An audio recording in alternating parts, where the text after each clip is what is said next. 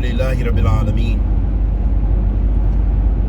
Wa sallallahu wa sallam ala nabiyyina Muhammad wa ala alihi wa sahbihi wa sallam. Amma ba'da, habati fillah. Assalamu alaikum wa rahmatullahi wa barakatuh. Hayyakum Allah. And I wanted to give some advice because a lot of people ask about these topics, and I know there's a massive interest for the beginning student of knowledge in the Arabic language especially, but even in English, because their books are translated, many of them. You know, what books to study? What are, especially from the mu'allafeen, min ulama Ahl Sunnah, from the scholars of Ahl Sunnah, what books should we read and study? And what my intent here is not to give you an exhaustive list of various titles per se, but more so of particular ulama for the beginning student to listen to a lot. And that in fact, let's just jump right into it.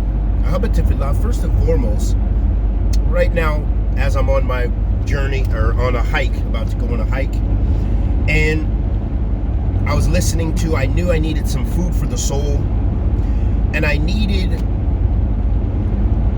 the rusukh, that grounding, that dhabt, that precision that is like a anchor, or something, an anchor that you drill into metal. And what I mean by that is something you just firmly establish, and you drill the holes in, and those bolts attach into metal or into concrete, into another surface.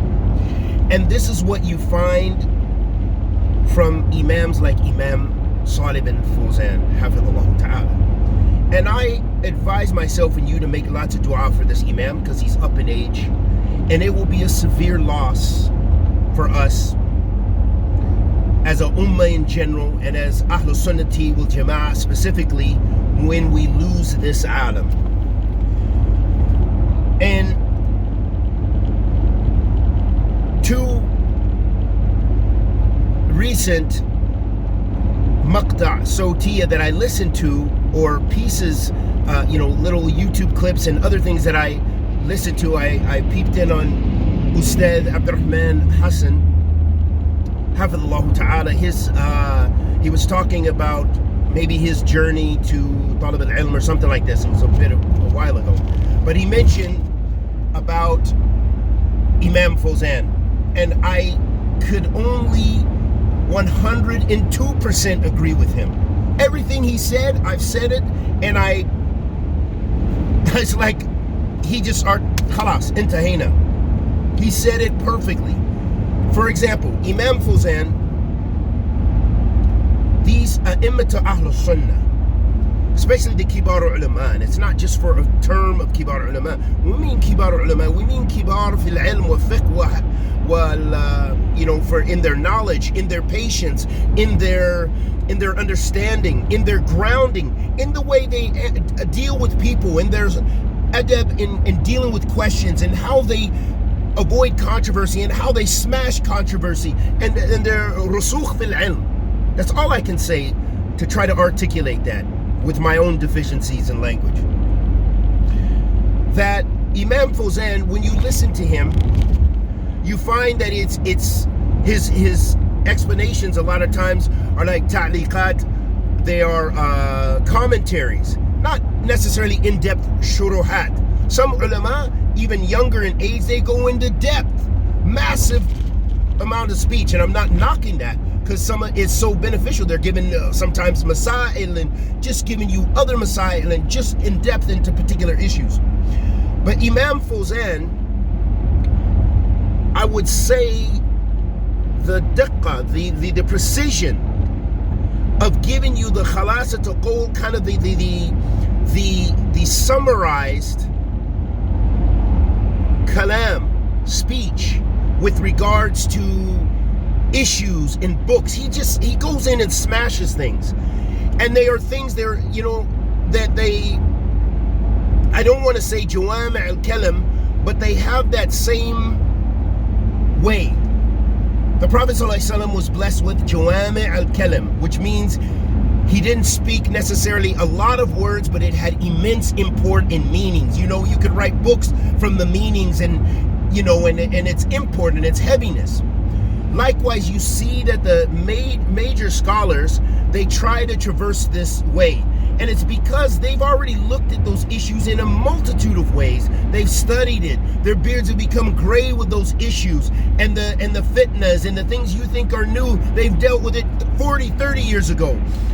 You know, they have a way, and they're tasawwur because of their ilm, because they've looked at books and things. It's not like the Yasser Qadi, you know, oh, I've studied so many books in Aqidah, I have hundreds of books, and, you know, from disbelievers, Orientalists, and from these ones, and from ulama here and Najd. No, it's not like this. These imams have studied it with rusukh and with grounding, which is different than having a bunch of books and being confused every year and making a new Aqidah or a new Minhaj Sanawiyah. It's very different.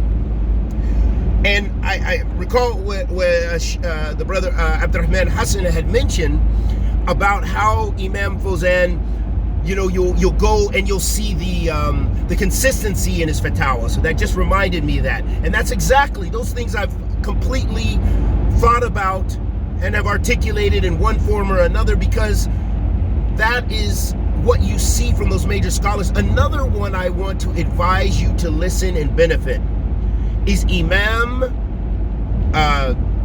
bin Uthaymeen.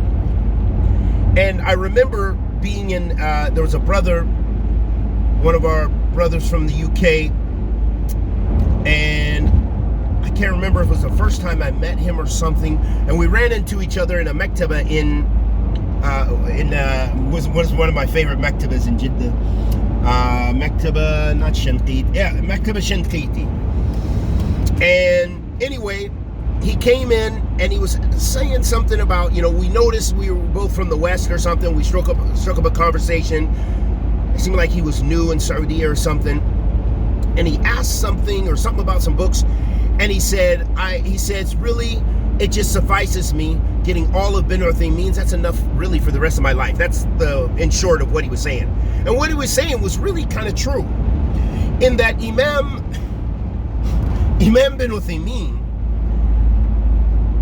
is an alim fiqh, and it's not just in his fiqh, aqidah, whatever, all the sciences that he got into. I don't think hadith was his, especially, I mean, as far as mustalah hadith, even though I think he may have some works too explaining that, but, you know, definitely, you know, from the Arabic language, usul al-fiqh, you know, qawaid fiqhiyya, whatever.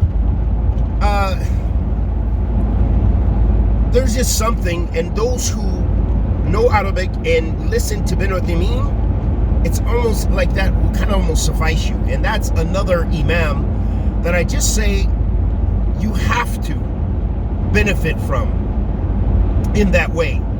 And that both of them, as far as for the learner, the beginning student of Arabic, they will benefit from listening to them. You'll benefit tremendously because of their ibarat, their statements. More so Imam Fawzan is easier than probably bin Uthaymeen, because bin Uthaymeen really goes into topics. I mean, he's giving you, he's like a whole nother sea. He's just, you know, subhanallah. You know, these a'immat sunnah. So don't get discouraged and think the a'immat sunnah don't have it, because the a'immat sunnah, they have so much to offer. This also was, I was reminded of this because also I read on a Facebook post, which I try not to indulge in too much, except for maybe posting some content. The brother from Mektaba Shokani, and he mentioned about Imam Fawzan, and at first I thought it was kind of a weird post, and then I really thought about it, and I said, yeah, he may have articulated it in a different way that I probably would have, but what he was saying was absolutely on point. Imam Fawzan, that imam, you know, I can only say that you need to listen and benefit from their books.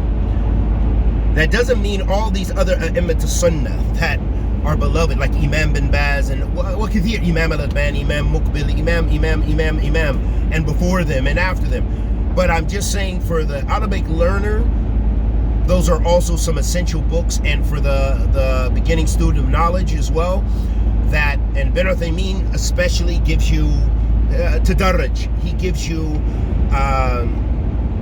that his books and his explanations, they are different levels. So you'll have things that are for the mubtadi, for the beginner, and then you'll have things that are for those the muntahi, if you will, the one who has reached a high level, or is an alim. Another alim can benefit from his books and his fiqh. Likewise with Imam Fawzan, but Imam Fawzan is pretty consistent in that most of his explanations are fairly concise, although I did listen recently and was teaching a lot from his Sharh al-Sunnah, Imam Barbahari, and when I listened to the Arabic, I didn't listen to the whole thing, but especially those last durus, and then the questions and answers. Wow, I wish that stuff had been translated, or I'm not sure if it's in the Arabic text, but that's where you benefit a lot from the ulama, as well as from their question and answers. We ask Allah subhanahu wa ta'ala, the Almighty, to accept our good and forgive our evil. Anything I said that was correct was from Allah Azza wa Jalla. Anything I said that was incorrect was from myself and the shaitan. Wa sallallahu wa sallam ala nabiyyina Muhammad wa ala alihi wa sahbihi wa sallam.